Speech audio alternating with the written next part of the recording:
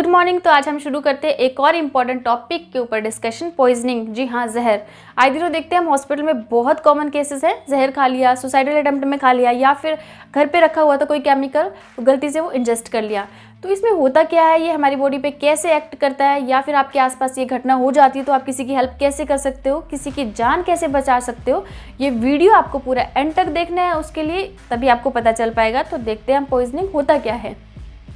देखिए, पॉइजनिंग होता क्या है, किसी भी चीज़ की वजह से इंजरी हो जाना, चोट हो जाना, किसी भी चीज़ के निगलने की वजह से, या फिर इनहेल कर लिया या फिर टच कर लिया। आप सिंपल लैंग्वेज में ये देख लीजिए, कोई भी ऐसी चीज़ अगर हम ले लेते हैं, पी लेते हैं, या फिर हमारे स्किन के कांटेक्ट में आ जाती है जो हमारी बॉडी के लिए खतरनाक हो सकती है, उस चीज़ को हम कहते हैं जहर। अब क्या क्या हो सकता है, देखिए, जो कीटनाशक होते हैं ज़्यादातर किसान जो होते हैं अपने खेतों में यूज़ करते हैं फसल के लिए, एग्रीकल्चरल केमिकल, जो एग्रीकल्चर में खेती बाड़ी में कुछ केमिकल्स यूज़ होते हैं, ऑक्यूपेशनल केमिकल, इंडस्ट्री वगैरह में कुछ केमिकल यूज़ होते हैं। अब ऐसा नहीं है कोई चूहे मारने वाली दवाई या कॉकरोच वाली दवाई ही पिएंगे उसी को जहर कहा जाता है, या फिनाइल हो गया। कोई भी ऐसी चीज़ है जैसे कि ड्रग, दवाई है, कोई आपको कार्डियक की दवाई चल रही है, मेडिसिन चल रही है, उसकी अगर ओवरडोज हो गई है, ज़्यादा आपने ले ली है, तो वो भी क्या है, पॉइजनिंग कॉज कर सकती है। तो आपको क्या करना है, देखना है कि कोई भी चीज़ अगर आप मेडिसिन ले रहे हो तो प्रॉपर अमाउंट में लेनी है। और इसमें रिस्क में कौन कौन से लोग होते हैं, मैक्सिमम जो होते हैं अडल्ट 65 से ज़्यादा जो होते हैं, क्योंकि देखिए वो देख नहीं पाते हैं अच्छे से, आइज साइट उनकी कमज़ोर हो जाती है, या फिर पढ़े लिखे ना होने की वजह से जो भी उनकी दवाइयाँ चल रही होती है वो ज़्यादा ओवरडोज ले लेते हैं, तो उनको रिस्क रहता है पॉइजनिंग का। बच्चे जो 5 साल से कम होते हैं वो कुछ भी अगर घर पे देखेंगे तो उसको मुंह में डाल के वो पी लेते हैं, खा लेते हैं, तो उस वजह से वो रिस्क पे रहते हैं। और किस तरह से उनको पॉइजनिंग हो सकती है, देखिए, अगर आपने कोई चीज़ रखी है घर पे, कोई भी चीज़ रखी हुई है, अगर उसका आइडिया नहीं है घर पे कि क्या चीज़ है, उसको टेस्ट कर लिया है गलती से, वो उन्होंने खा लिया, तो पॉइजनिंग हो सकती है। तो अब होता क्या है पॉइजनिंग में, नॉर्मल क्वेश्चन जनता के यही होते हैं कि पॉइजनिंग में होता क्या है एक्चुअली। बहुत इजी होता है क्या, सुसाइडल अटेम्प्ट के लिए भी कुछ लोग ले लेते हैं ना, तो बहुत इजी होता है कि जहर खाया और मर गए बस। नहीं, उनको सांस लेने में बहुत ज़्यादा दिक्कत होती है, बहुत ज़्यादा प्रॉब्लम होती है, सांस बिल्कुल रुक जाती है उनकी, ऐसा लगता है कि गले में कुछ फंस गया है, अटक सा गया है, ऐसे कोई गला दबा रहा है, मुँह से झाग निकलती है बहुत ज़्यादा, एक्सेसिव ड्रूलिंग मतलब मुंह से बहुत ज़्यादा सलाइवा थूक निकलता है, एब्डोमेन में बहुत ज़्यादा पेन होगा, बहुत ज़्यादा दर्द होता है, और उनका जो मुंह होगा बिल्कुल सूखा पड़ जाएगा, उनको डिजीनेस मतलब ऐसे चक्कर से आएंगे और ऐसा लगेगा कि मतलब नींद आ रही है। बहुत ज़्यादा प्रॉब्लम होती है जब भी हमारी बॉडी में पॉइजन एंटर करता है, तो हमारी पूरी बॉडी के सिस्टम को वो रोक देता है, तो उसकी वजह से जो नॉर्मल फंक्शंस होते हैं उनमें बहुत ज़्यादा डिस्टर्बेंस हो जाती है पॉइजनिंग में। ठीक है, तो ये होता है पॉइजनिंग में। अब जहर हमारी बॉडी को करता क्या है, किस तरह से वो अफेक्ट करता है, नॉर्मल क्वेश्चन यही होता है। देखिए, जहर जो होता है वो एक तो होता है मुंह से हम खा लेते हैं, या हम किसी के कांटेक्ट में आ जाते हैं, या फिर होता है स्नेक बाइट, है ना, किसी चीज़ ने आपको काट लिया, स्नेक बाइट। तो डिफरेंट टाइप के जहर होते हैं। कुछ होते हैं हमारे जैसे ब्लड पे, जो खून आपकी बॉडी में चल रहा है उस पर अफेक्ट करेंगे, कुछ होते हैं आपके दिमाग पे असर करेंगे, कुछ होते हैं आपके दिल पे असर करेंगे। तो इनको 3 टाइप से देखते हैं हम। हीमोटॉक्सिक जो कि ब्लड पे असर करते हैं, वो क्या करते हैं, ब्लड के जो हमारे सेल होते हैं ना, खून जो होता है उसको डिस्ट्रॉय कर देते हैं, नष्ट कर देते हैं, और खून आगे बढ़ ही नहीं पाता है, और फिर ऑक्सीजन जो लेके जाता है ना खून, वो लेके ही नहीं जा पाता, तो उसकी वजह से सैचुरेशन मतलब ऑक्सीजन हमारी बॉडी में कम हो जाती है, और इंसान जो होता है वो धीरे धीरे धीरे डेथ की तरफ जाना शुरू हो जाता है। न्यूरोटॉक्सिक मतलब जो जहर होता है ना, वो खून के ज़रिए कहाँ पहुँच गया, हमारे दिमाग तक पहुँच गया है। अब वहाँ तक पहुँच गया है तो उसको अफेक्ट करेगा, वहाँ पे जितने भी सेल होंगे उनको डेड कर देगा, मार देगा, और पर्सन को क्या होगा, लकवा मार जाएगा।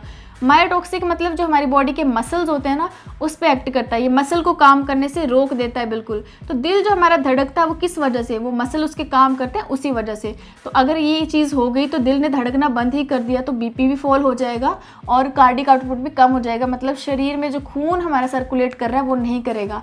अब दिल ने धड़कना बंद कर दिया है, ब्रेन ने काम करना बंद कर दिया है, खून ने काम करना बंद कर दिया, ये तीनों चीज़ें तो है हमारी बॉडी बनाती हैं। तो इस तरह से जो जहर है वो इन सब पे अफेक्ट करता है और हमारी बॉडी के सिस्टम को ख़राब कर देता है, काम नहीं कर पाते। अब कितना टाइम लगता है जी डेथ होने में, देखिए ऐसा नहीं है कि डेथ होना ही है अगर किसी ने पॉइज़न लिया है। सही टाइम पे उसको ट्रीटमेंट मिल जाए, मैनेजमेंट मिल जाए तो वो बच सकता है। लेकिन हाँ 1 to 2 आवर लगते ही हैं हमारी पूरी बॉडी को पूरा फंक्शन स्टॉप होने में, ठीक है। तो इस टाइम पीरियड में सबसे इम्पॉर्टेंट चीज़ कि आपको उसको हॉस्पिटल लेके जाना है। और फर्स्ट एड ट्रीटमेंट क्या कर सकते हैं? अब देखिए अगर हॉस्पिटल दूर है आपके घर से या फिर ऐसे कोई कंडीशन है कि हॉस्पिटल नहीं जाया जा सकता है, रात की कंडीशन है, आपको कुछ मिल नहीं रहा है, तो सबसे पहला काम आपने करना है, देखना है उस पर्सन को कौन सा जहर लिया है उसने। अगर आपको ऐसा दिखता है कि आसपास किसी ने जहर ले लिया है या उसको कोई जहरीली बाइट हो गई है या फिर ऐसी चीज़ हो गई है, तो अगर स्नेक बाइट हुई है तो उस एरिया को आपको बांध देना है।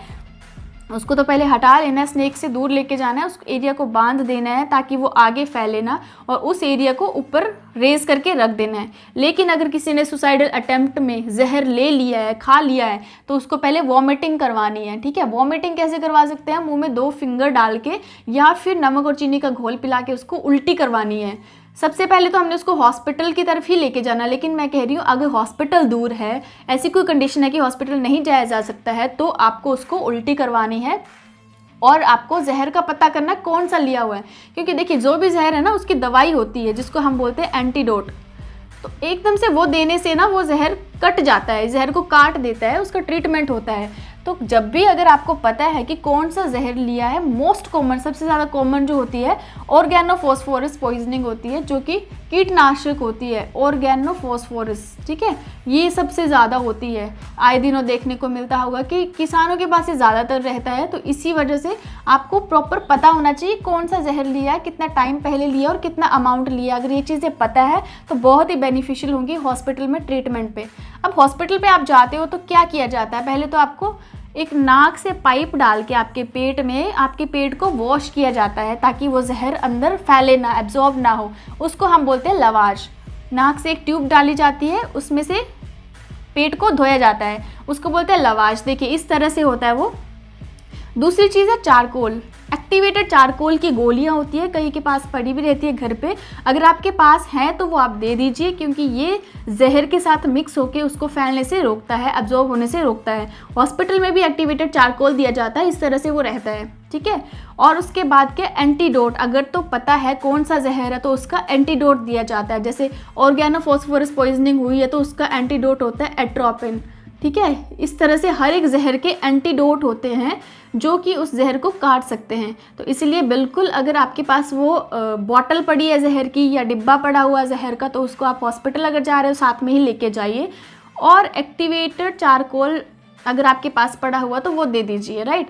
और क्या करना है, अगर ये सब सिचुएशन भी नहीं है, चलिए छोड़िए, आप हॉस्पिटल नहीं जा सकते, कुछ नहीं कर सकते, तो जो डिब्बा है जहर का उस पर वार्निंग दी होती है कि अगर गलती से ले लिया है किसी ने तो आपको क्या करना है, क्या देना है।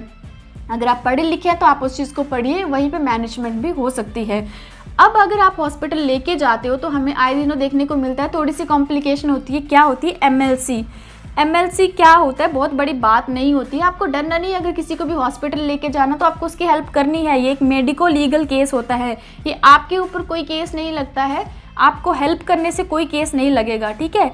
तो मेडिको लीगल केस होता क्या है कि जो भी पर्सन जहर खाया है उसके लिए एक मेडिकल इंक्वायरी होती है। बेसिकली मेडिको लीगल मतलब मेडिकल इंक्वायरी होती है और ये रजिस्टर होता है। बस हॉस्पिटल में इसकी रजिस्ट्री होगी, पुलिस को इन्फॉर्म किया जाएगा, उसके बाद ट्रीटमेंट स्टार्ट हो जाएगा। तो किसी की जान बच सकती है अगर टाइम पे आप कोई एक्शन ले लेते हो, उसको हॉस्पिटल ले जा सकते हो, उसको वॉमिटिंग करवा सकते हो। तो इस तरह से आपको दूसरों की भी हेल्प करनी है, खुद भी अवेयर रहना है और इन सब चीज़ों को ऐसी जगह पे रखना है जो बच्चों की पहुंच से दूर हो और हाईली लेबल करके रखिए। तो पॉइजनिंग जो है जस्ट एक केमिकल जो है बहुत स्मॉल अमाउंट में अगर कोई ले लेता है तो उसकी पूरी ज़िंदगी ख़त्म हो सकती है। तो इसके लिए बिल्कुल आपको अवेयर रहना है और इस तरह से हेल्प करनी है। खुद भी सेफ रहिए और दूसरों को भी सेफ रखिए। Thank you so much.